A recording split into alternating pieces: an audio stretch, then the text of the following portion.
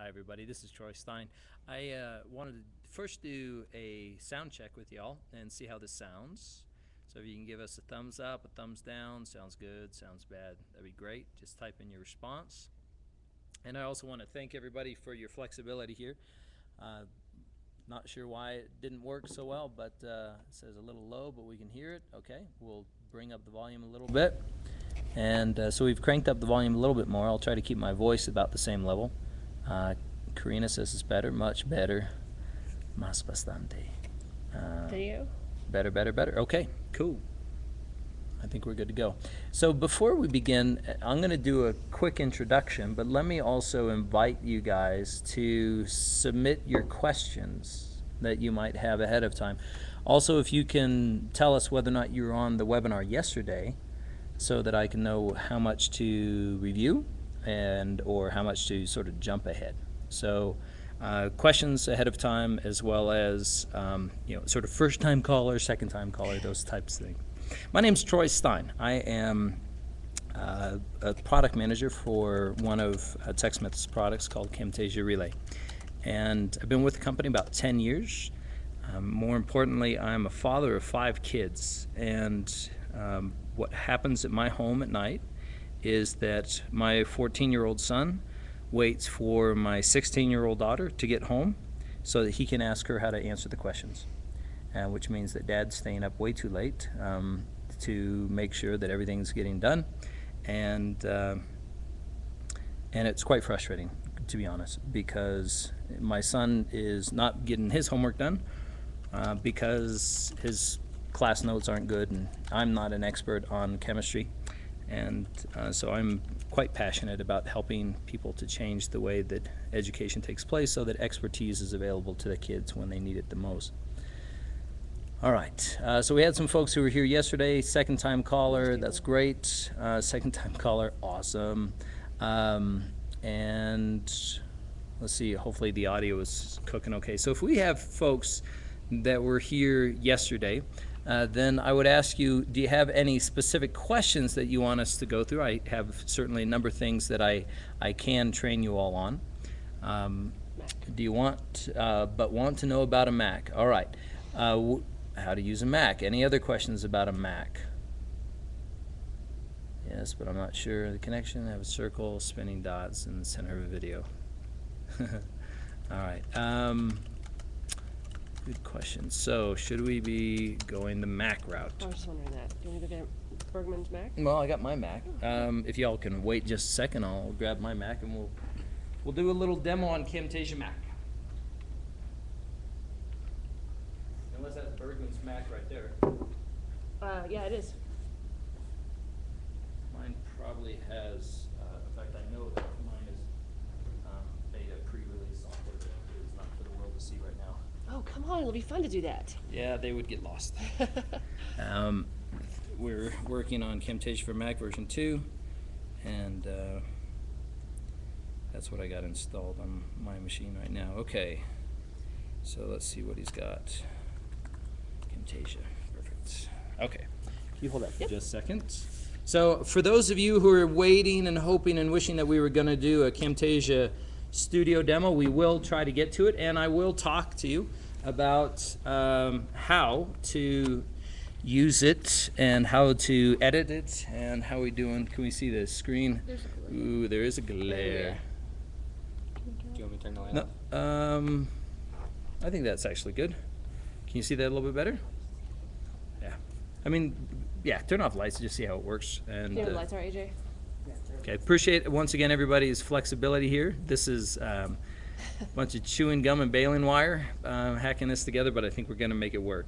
First thing you got to know about either one of our products is that you can download our products as a trial version.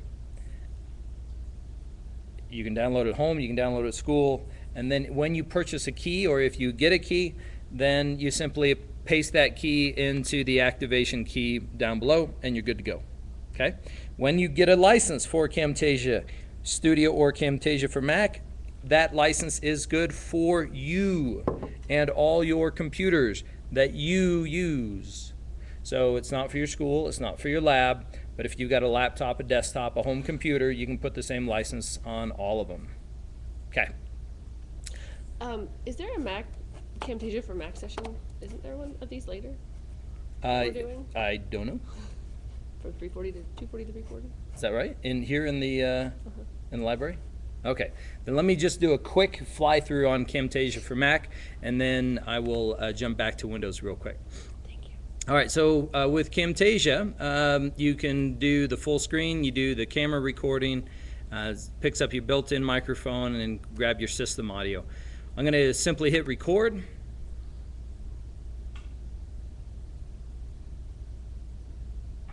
And I'll say welcome everybody to the Flip Class Network. I just want to show you a couple things on the site that'll orient you so that if you're a first-time user to the site, you can become more successful in the site. Now, of course, I actually am not a great user of the site, but I'll say one of the things that you're going to want to do is probably check out the leaderboards, because here's where you're going to be able to capture information about the webinar, get Q&A time. Another option is to go to the videos page. Here you'll be able to get some sort of highlight videos of what the Flip Classroom is all about, blah, blah, blah, blah, blah. Okay, so you can use the hotkey, Apple Shift 2, or just stop the recording. If you want to, you can pause the recording, and it's here that you can give it a name if you wanted to. And we'll call this one Test 1, 2, 3.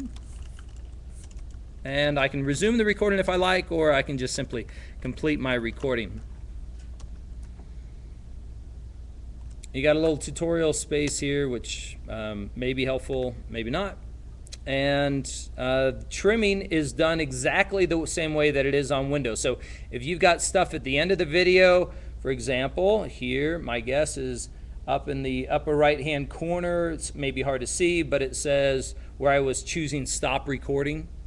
All I have to do is go down on my timeline, and I drag the right side of the timeline, and I drag it backwards, and it just starts cutting and removing that part from my timeline. Again, this works exactly as it does in Windows, where if I want to change that, I can either undo, Control Z, or in the case of a Mac, Apple Z, and I can drag it back. I'm trying to show you things that are both useful on Mac and Windows. Also, as on Mac and Windows, you can split part of your timeline. So I can choose Edit and Split at the playhead. And what that's going to do is it's going to basically create two clips for me. I've got the stuff before my split, I got the stuff at the end of my split. If I right-click, I can choose to delete what's there. If I want to rearrange things, this is a little bit unique on the Mac, which is that I can drag clips and create new tracks this way. It's a little bit more flexible. On the Windows side, we simply say we're giving you X number of video tracks and X number of audio tracks. On the Mac, it's a little bit more flexible just because the architecture for the Mac allows for it. You also can import your media from just about anything that you've got. A picture, in fact, why don't I just drag one on just so you can kind of see how this is. This is going to be interesting. This is someone else's computer, so let's try a PDF. Let's see how this PDF works, or if it works. There it is. Okay, so I've got a PDF, and if I want to put this on the timeline, I simply drag it onto the timeline. And let me bring it up so you can kind of see that. And when I bring my playhead over it, then it shows up. Okay. Now, interestingly, this is a PDF, so the Camtasia is sort of treating it like a video, like there's actually images that are associated with this. If it was just a real picture, it would just be a picture on my timeline. Okay. When you go to share, we also have iTunes, Screencast.com, and YouTube. One thing that we talked about yesterday is that we don't force you into one place to share it, but we do believe strongly that a video is only good if you share it. Therefore, we do provide hosting options for you in Screencast.com. If you go to if you're not sure what to produce it to, I suggest just go to export, which is the same as on the Windows side where we say produce to the web. Okay? All right. Any questions about the Mac side? before I move back to Windows. What did he say earlier about the license? The license is that when you buy a license for Camtasia for Mac or Studio, it is per user. It is not per computer. So if I own 2 computers, I put them on both of them. What if you own a PC and a Mac? Then call our customer service and talk to them, and they'll get it squared away. In fact, when it first came out, I believe we had some deal where you got both keys. So just give us a call. We're regular people and we understand, and just call us, right? You said you were giving us free keys. I don't believe I said that. Good try though. If you're here attending the conference in person, you get a free Camtasia. Yeah. Okay. So share. One other thing, and this will be a transitionary point. When we choose the standard default for export, it produces an MP4 file. It's the same as what happens on Camtasia Studio. Now you might be saying, what the heck is an MP4 file? You really shouldn't have to know, but just to kind of bring you into the loop a little bit, we're all familiar with an MP3 file. Good audio, good quality, small file size. MP3 is for audio what MP4 is for video. Good quality, small file size, really compatible. So that's what you're going to be producing when you go to the standard defaults. Now, with that as a backdrop, I'm going to put that over here, and I'm going to bring in IBM and see if that works. I'm going to change the screen a little bit. Look okay? Decent at least. All right. Now I got to go back into Studio. I'm going to go back over to PowerPoint. You're on your cord, so it's bouncing. Oh, so sorry. Thank you. I got to do a little bit of cable management here. Sorry for that. Give me just a second. Now, before I jump into a demo of Camtasia Studio and talk about a couple extra things, are there anything specific that you all would like me to cover or questions you'd like to ask? While I try to find where he puts PowerPoint on this machine. There it is, PowerPoint Office 2007. Yes, there is an education discount, especially on Windows. It goes from 300 to 179 on Windows. Check. Cool. Yeah, I think that's what it is. Okay. All right. So what I've got is an ad. How do you add picture-in-picture of my great teaching face? Rocky, you must be a beautiful human being, to be sure. Let us see. We don't have a camera on this sucker. So I can go grab a webcam. yeah, why don't you try that? Okay, let me walk you through just something inside of PowerPoint. I'm using PowerPoint 2007. Some folks are on Office 2000. Some are on Office 2010. Some are on Mac in 2011. It really varies. But if you're on Windows and you're using PowerPoint, there is an add-in toolbar. And that add-in toolbar, if you install Camtasia with the PowerPoint add-in, which I do recommend, by the way, you'll get this little toolbar up here. And what this does is it will launch your presentation, whatever it is, and you can choose to have your camera on by default. Of course, it's telling me, hey, you need a camera installed. Please do that. And we don't really care which USB camera you've got installed. It's all the same for us. So I'm gonna do a quick recording here, just pulling up. Let's do this PowerPoint presentation. I'll do it without the web camera first, and then I'll do it with web camera. So I've got microphone here. If I need to check my audio settings, by the way, let me show you that. That may have been a little bit too quick. Let's go handheld with this and have you zoom in so that they can see up here, if you don't mind. Yeah, you can bring it in. There's a button up, very nicely done. Ooh, you are good. All right.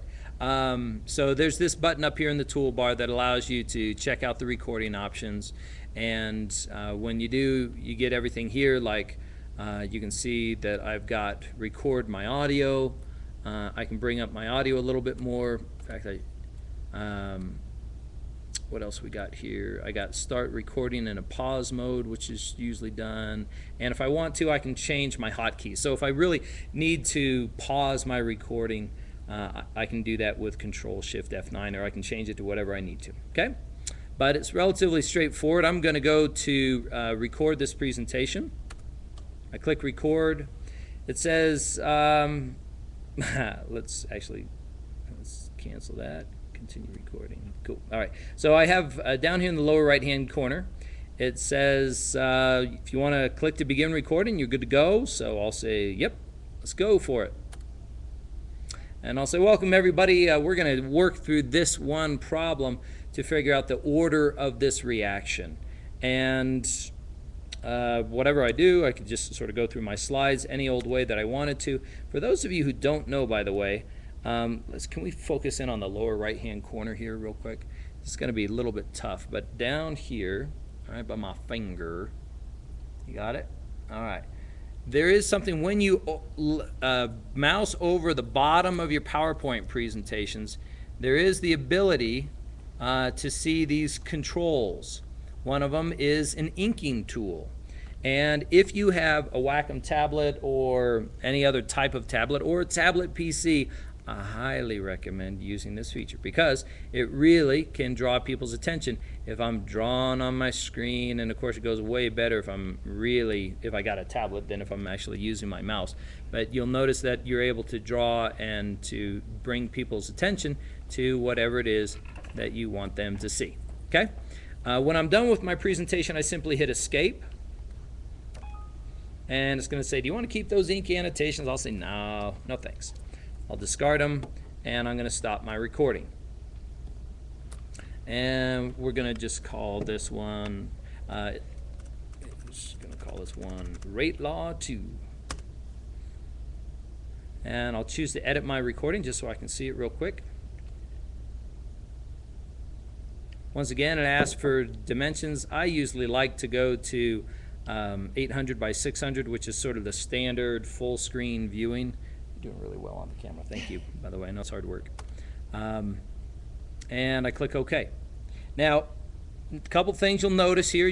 There are some green diamonds, and these diamonds are markers, which are slide titles. In this case, I jumped for just a second to slide 2, and slide 2 had no name for it. So if I double-click that, it'll give me a chance to put in a title for this one, and this was really a blank slide, so I'll just call it blank slide. But I can call it whatever I want. In addition to that, I can actually move these markers on my timeline. So I might say, well, you know what, let's bring it here in case they want to jump to that blank slide part of the video. We'll bring it a little bit earlier. Or if I want, I say, you know what, it was sort of silly. I didn't even have a name for it. Let's get rid of that marker. So I'm just going to remove that from the timeline. That's sometimes helpful if you want to clean up your presentation. Sometimes you got a ton of slides and it just doesn't really make sense to keep 100 markers on the timeline, especially if you're jumping back and forth. But that's up to you whether or not you want to go that route.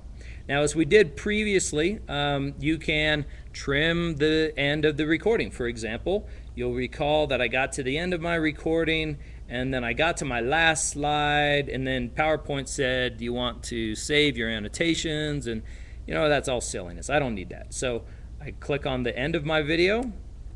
I get the two-way arrows over here, and then I'm going to simply drag it back to there, and we're done.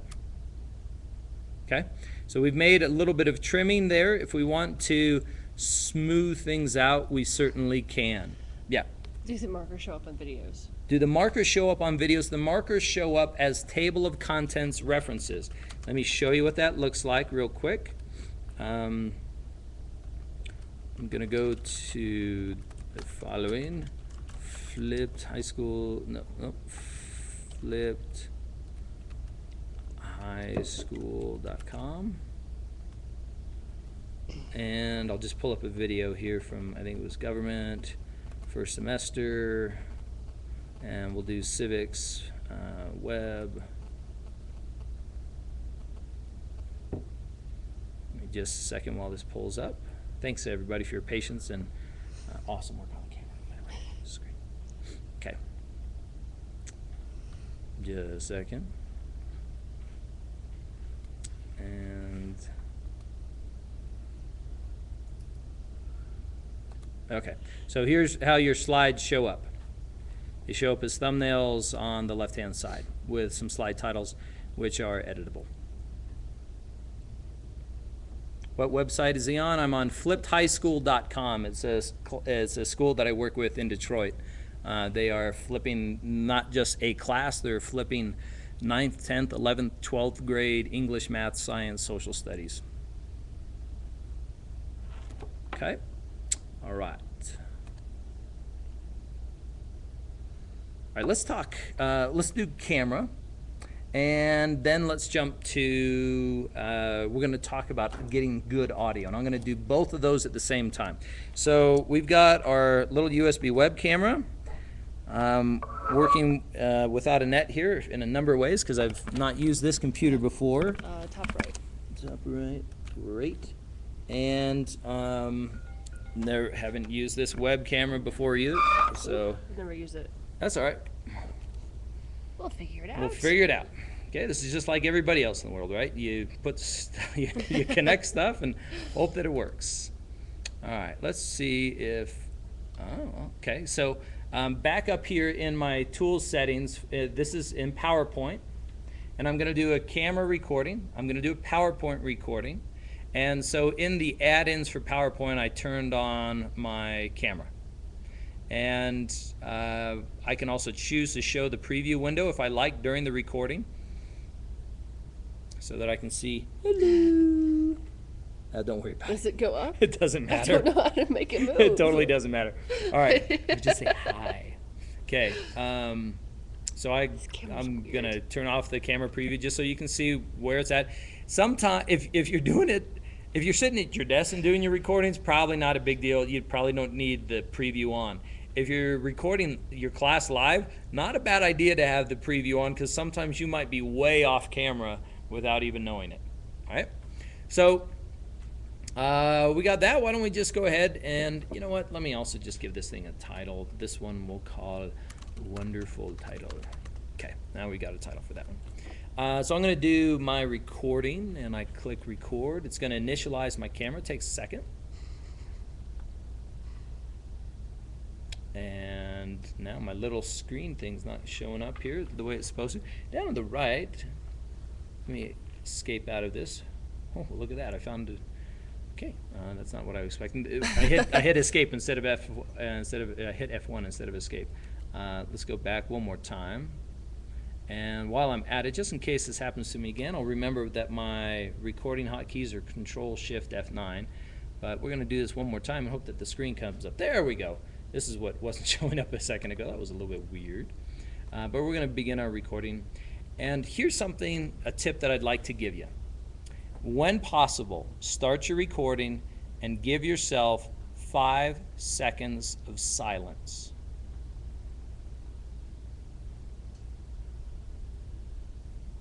And that 5 seconds of silence you can use later on for removing background noise, and I'll explain that in a minute, but just keep in your mind 5 seconds of silence at the beginning of your recording. So we'll go through and we'll do these slides here. This one's real simple because I've got my PowerPoint slide title, which is blank, and when I get to the end, Camtasia says, you want to stop? You bet. In fact, I can even say, don't even ask me again. When I get to the end of my PowerPoint slide, I'm done. So I say, cool, we're all good. I'm going to call this one Rate Law for Rocky because it was his camera that was itching to get out. And it's going to save this as a recording file. Oh, PowerPoint decided to die. How's that? That's sweet. All right.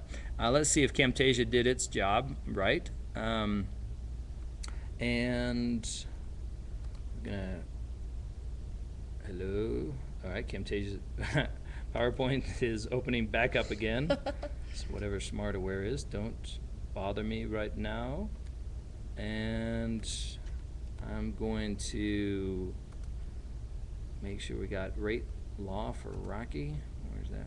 Is it under my documents? Is that where I put it? Did you put it on the desktop? Maybe. No, I bet I put it under. Sorry, folks, my bad. Let's go Camtasia Studio. Did I put it in there? Wow. All Did right. it not save because PowerPoint died? It's possible. Let's try it one more time, just real quick. Okay. We got web camera. We got the recording, initializing the camera. And we're going to do this one more time. Thanks for your patience, everybody. So I go to slide 2, I get to slide 3, and when I get to the end, I'm going to stop my recording. And so this was in the Camtasia Studio folder. Rate, law. Sorry, Rocky, I'm not going to put your name in here. I think it was bad luck for me last time. And we'll hit save. Tell me I didn't offend Rocky, did I? No. Okay, good. Rocky's good. All right, good deal. He's famous. He's excited. I'm going to edit my recording. Okay. So here's what we got. Down in this corner here, you've got your audio. You've got what's called PIP, or picture in picture. And you've got the video. You got the markers for the slide titles, the 3 diamonds here.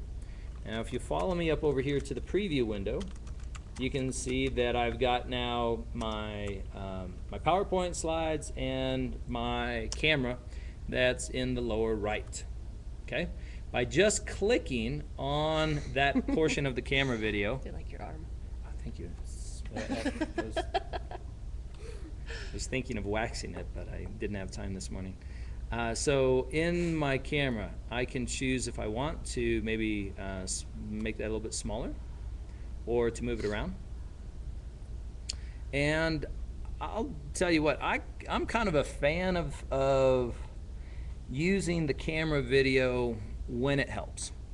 And to me, you use the camera video to make a connection with the students. So I do that at the beginning and the end of my videos.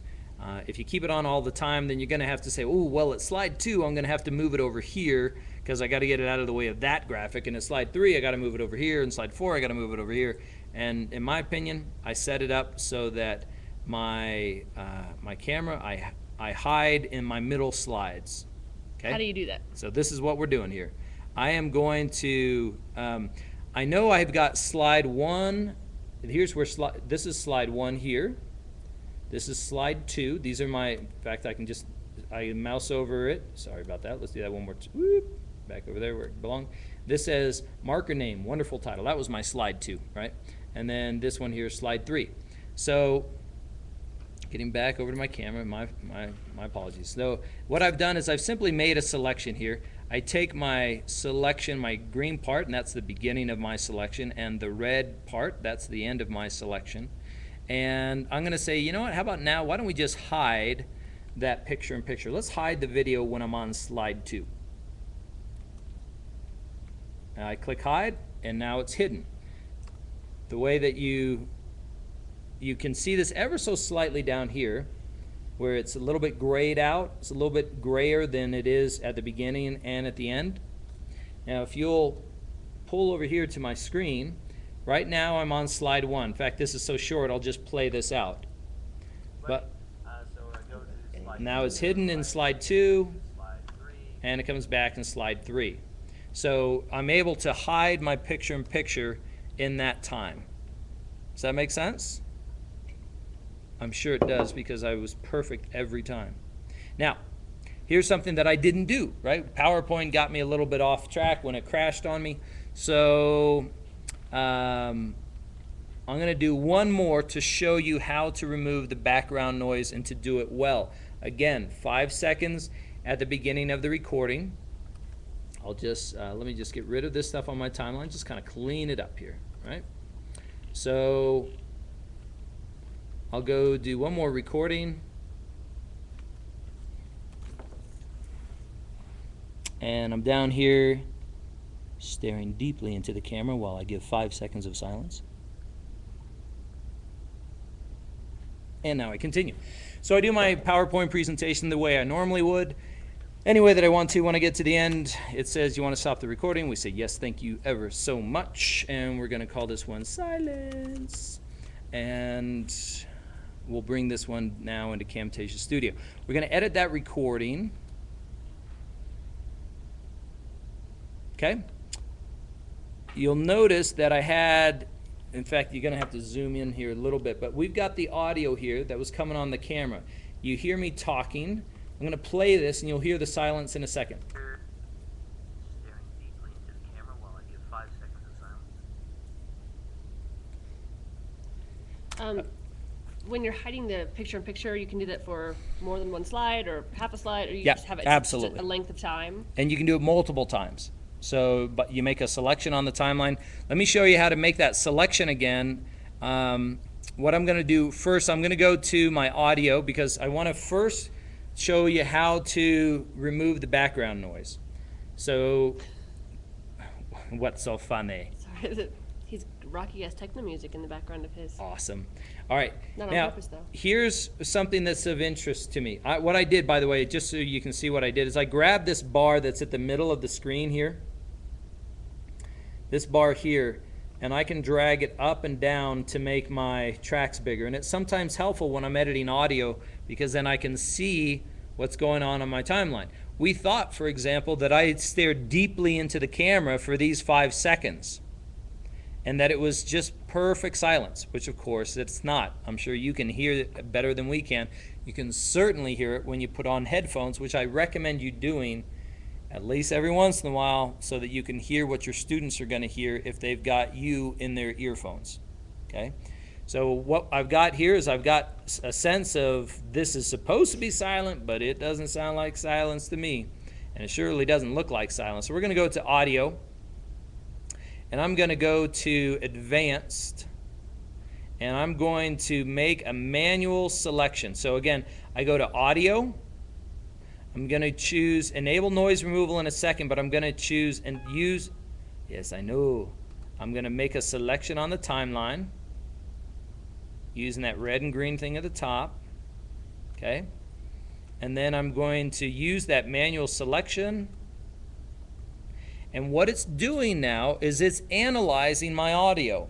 It's trying to create a pattern that says, so that's what silence is supposed to sound like? All right. Well, that's what it's supposed to sound like. Let me try to remove that from all the audio. And I'll do a little pattern detection, and I'll try to take that little fuzz or the hiss that you get from your from the overhead fan or from your computer fan, and I'm going to try to remove it. So it's also cranked up to 100% sensitivity. So let's just see what this sounds like here. Whoops. deeply into the camera while I give 5 seconds of silence. Now, one way to check it is you turn enable noise removal off. In other words, you're putting the noise back. When I turn enable noise removal off, my audio changes. I listen again. Deeply into the camera while I give 5 seconds of silence. Now, if I had my headphones on, that would be much more demonstrable. And if we were sending this over the wire to you, you could see it. But I'm just going to turn it back on. It's going to do its thing.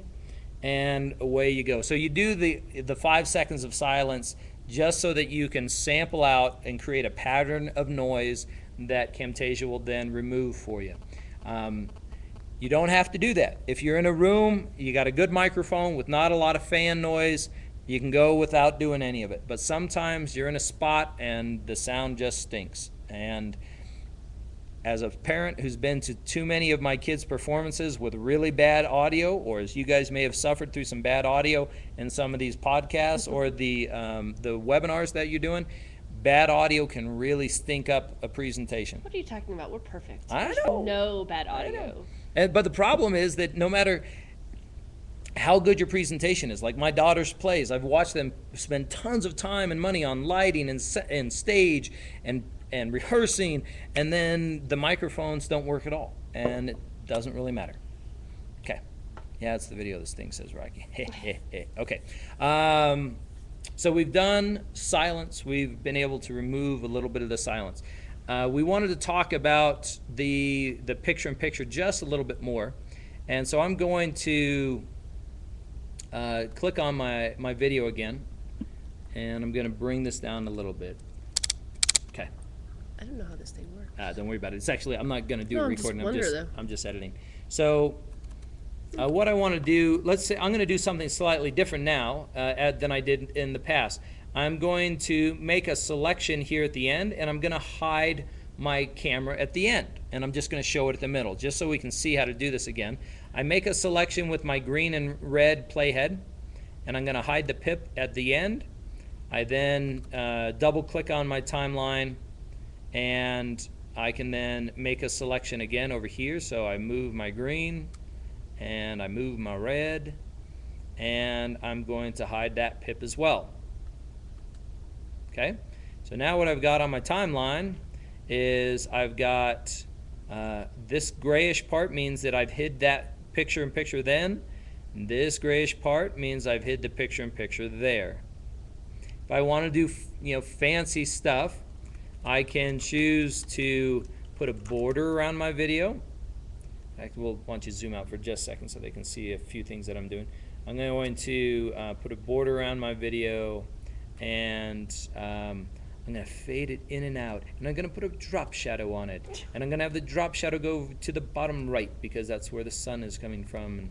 And those are all the various and sundry things. Or if you want, you can even make it opaque, right? So that people can see through it if you really need to.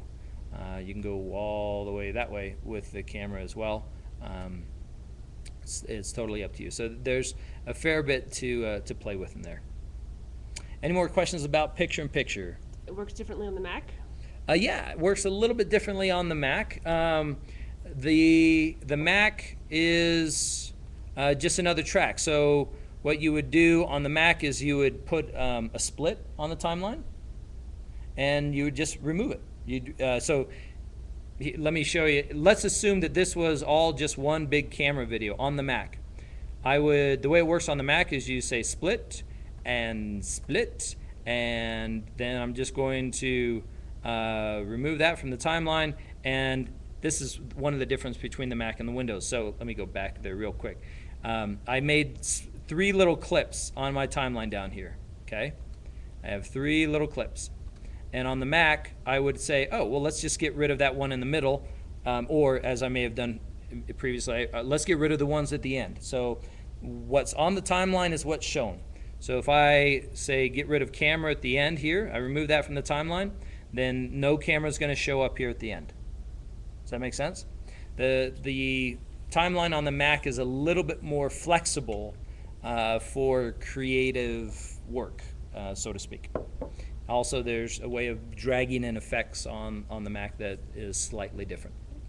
Rocky doesn't have a webcam. Can he just add in video later from a camera? You can, but you need to make sure all cameras are built differently now.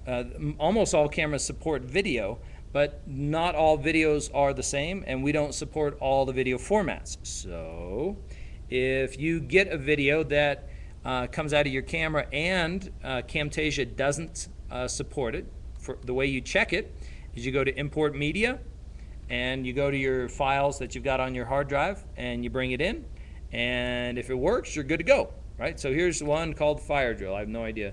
I'm hoping this is all good, right? But let's see where Fire Drill, let's see if it opens up here. If it doesn't, I'm going to show you an application that you can use, sort of a Swiss Army knife. Okay, his worked, right? And it came in just great. If it doesn't work for you, then I'm going to show you a little application that I recommend. It's called MPEG Stream Clip.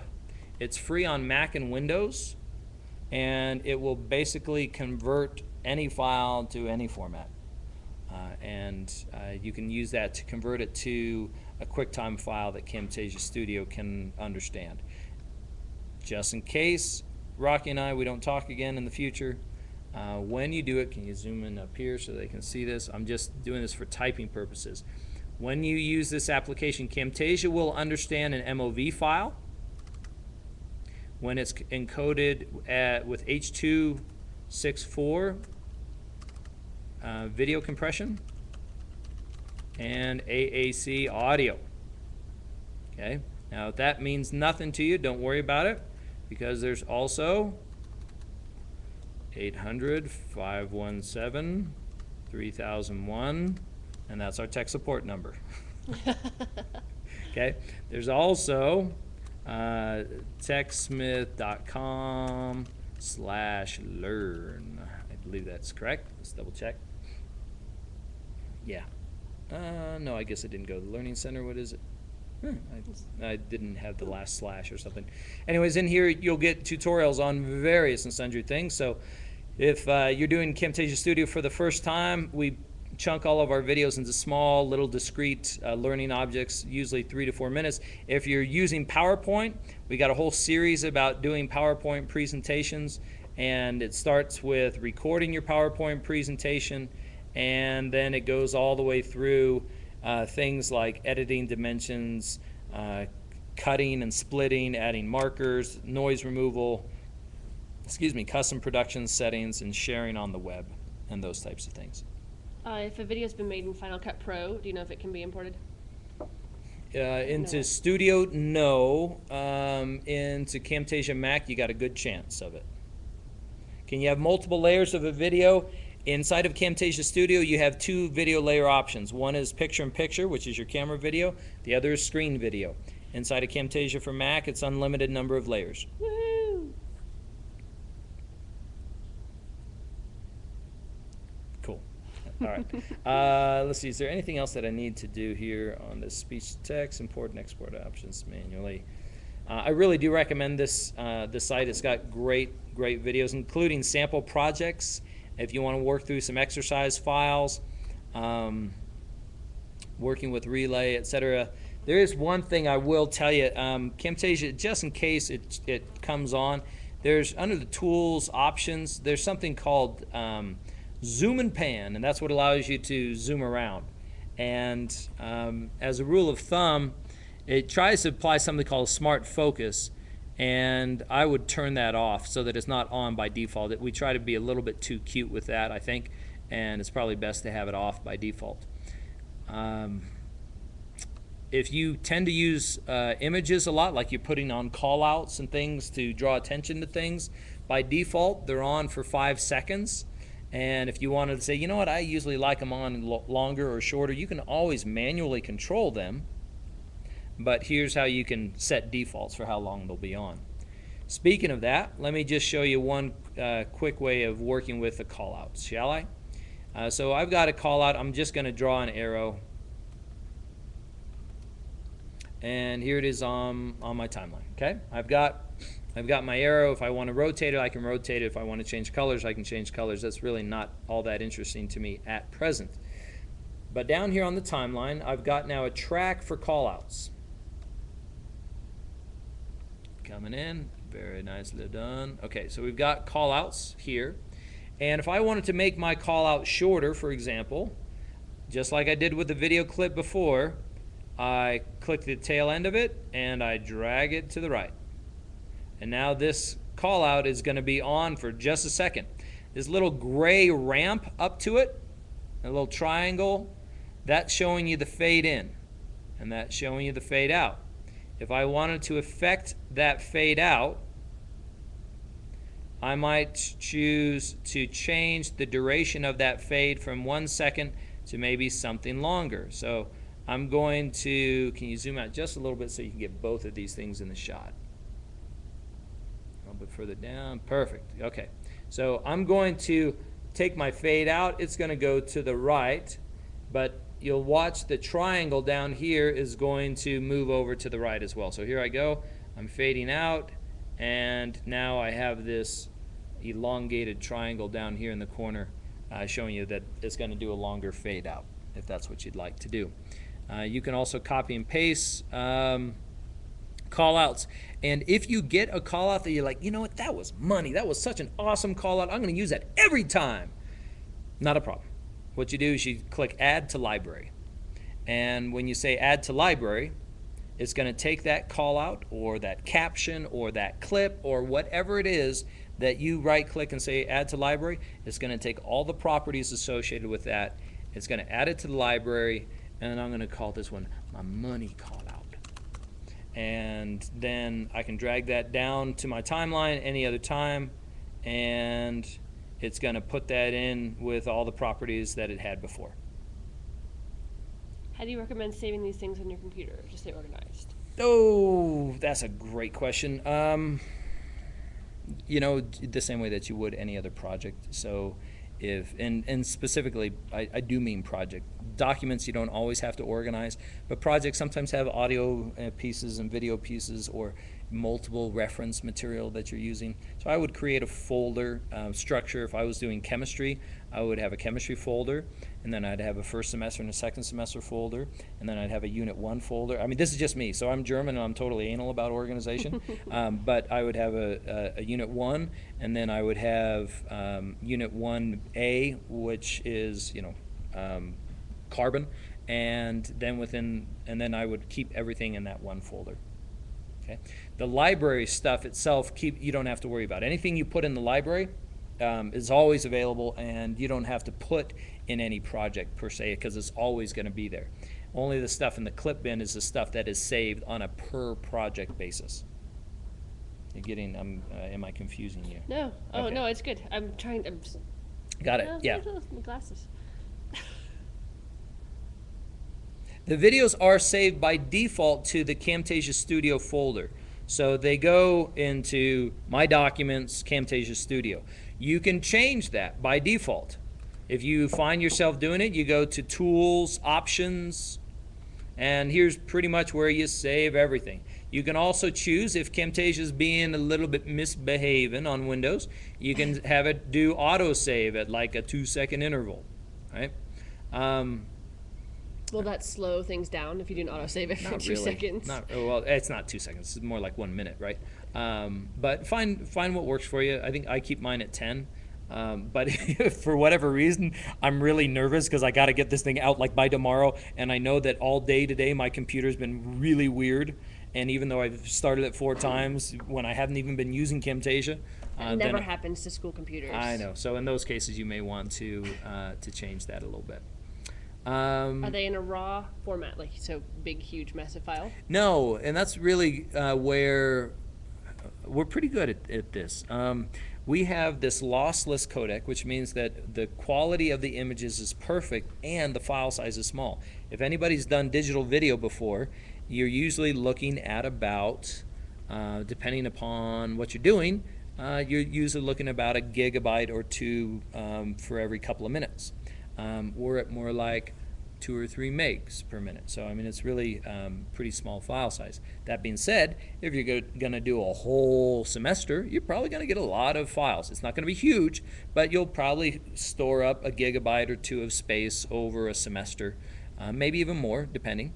And in that case, then I recommend that you probably find some way to back it up.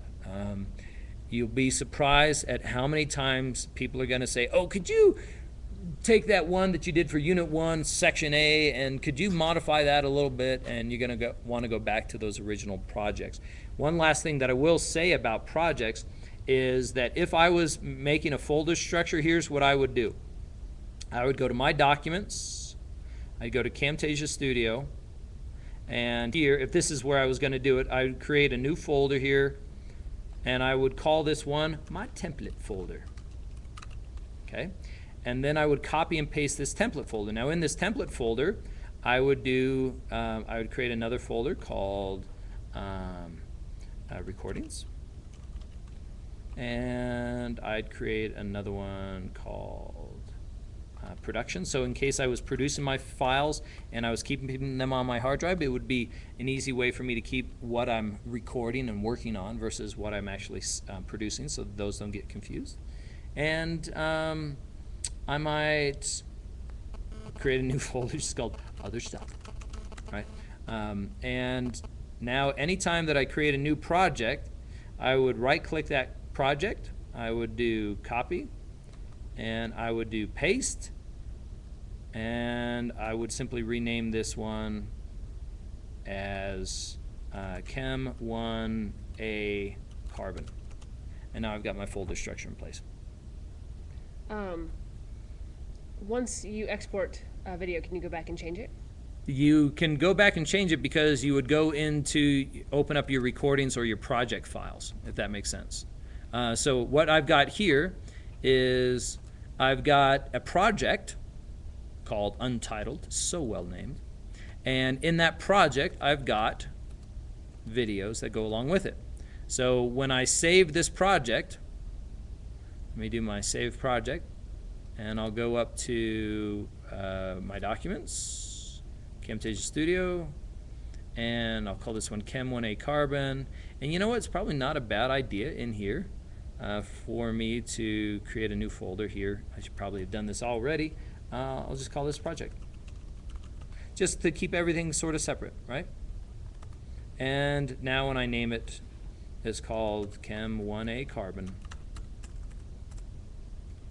And this is being saved as a Camtasia Studio project, although also known as a CamProj. And save it, and you're good to go. It says, hey, you're all done. We do put a little something up here that says, by the way, you cannot share your CamProj file. You just can't. What you need to do is produce your video. You need to make it into something that's shareable. This project file is not something that you want to share. When you want to share, you do produce and share. And I would go to, let's say I would choose my web output, and then I would put it in, let's go back up to Camtasia Studio, my documents, Camtasia Studio, Chem1A Carbon, productions, and I would save it as Chem1A Carb.mp4. Okay, lots of questions about saving, and as far as like where to save stuff, servers versus, you know.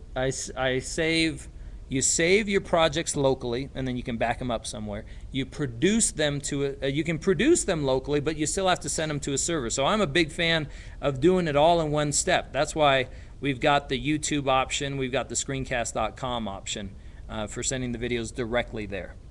And if that happens, then the MP4 file that you make only goes up to the server, and you don't even save it locally on your hard drive. Why did I create all those folders in the template? Nancy, I only created the folders in the templates just because I like things organized. And if you make, let's say, 20 videos, 50 videos, 100 videos for a semester, you're going to have a lot of stuff. And I am German, and I like things to be tidy. If you're cool working with less structure, go for it. You don't have to do what I did. Can you, ooh, that's a good question, Elizabeth. Can you store them so students can download them from iTunes? Now, there's iTunes U and there's iTunes, the desktop product. If you put your files, say, on screencast.com or a lot of other web services, if you put them up there, you can create what's called an RSS feed. RSS feed is like the delivery boy that we used to have for our newspaper. It would bring you content. If you go to screencast.com, when you log in, you can turn on RSS. What that means is that your students then can use that RSS link from within iTunes, and it will automatically bring videos into iTunes for them. Now, to put files up on iTunes University, that's something totally different. And yeah, it will also bring stuff to iTunes, your desktop product, but I do not have a way of getting things automatically up to iTunes University. I don't know of any way to do that right now. If your mouse lags when you're writing on a screen, is that a memory problem? I would certainly start with that as a potential case. I would close out all the other applications on your computer. Also, when you're writing on the screen, I would close out all unnecessary applications. I would also give our tech support a call if a restart of your computer doesn't free up the RAM that you need and it's still not working. It's also possible maybe that you got a slow computer and we can't squeeze blood from a stone. So, but by all means, give our tech support folks a call if it can't work, or try the forums, or try the vodcasting.ning site as well. When are we supposed to be done? In, I don't know, 3 minutes? Okay. 10:10. Cool. Oh, so Karina says it worked fine until last week or so. In that case, I would definitely start. Can I say that? RSS feed again. Yeah, let's try this. Sure? Yeah, let me show you. Yeah, sorry about that. Can you see okay? All right, I'm going to go to a website. I'm going to go to screencast.com. Whoops, I don't want that. My apologies. Screencast.com. And you can get 2 gigabytes of free storage and transfer. I highly recommend it. In a pinch, it's a great way to send files quickly. And I'm going to log in. Okay.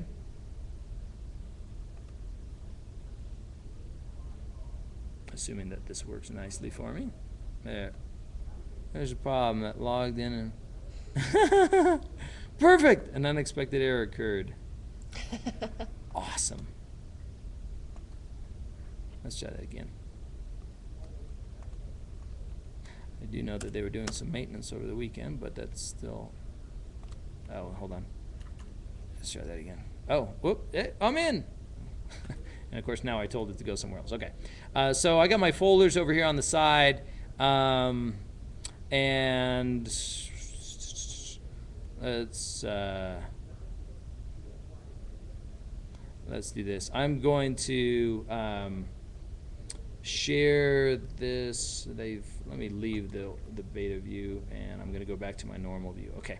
So these are the different folders that I created on screencast.com. Some to share with individuals, some to allow for downloading the files. If I go and choose to edit this, I can choose to create an iTunes feed. That may have been a little bit too quick. My apologies. So when on this icon here, right next to it, when I mouse over it, I get an edit button. I choose to edit it. And now it gives me an option of getting an iTunes feed, as well as an RSS feed. So here I would give it a category like education, K through 12. I don't need a URL. I can put in my name. I can put in an author, English, EN for English, right? And I get my RSS feeds. Okay? Now, when my students go to this page, when the viewers go to this page here, they will get a link, or I can even just send them this link via, I'm going to copy this link address, okay? I'm running out of time. And this will be the last thing I do, but I send my students this link address up here, and that's what they will use to automatically get my files. Folks, it's been a pleasure chatting with you. I apologize that we have to jump off, but I thank you all so very much for being online with us, and I wish you good luck at the rest of the webinar/seminar. Take care. Guys, go ahead and stay in this room for the next presentation. I'm gonna turn off the camera real fast. Cool. Good job, guys. Thank you.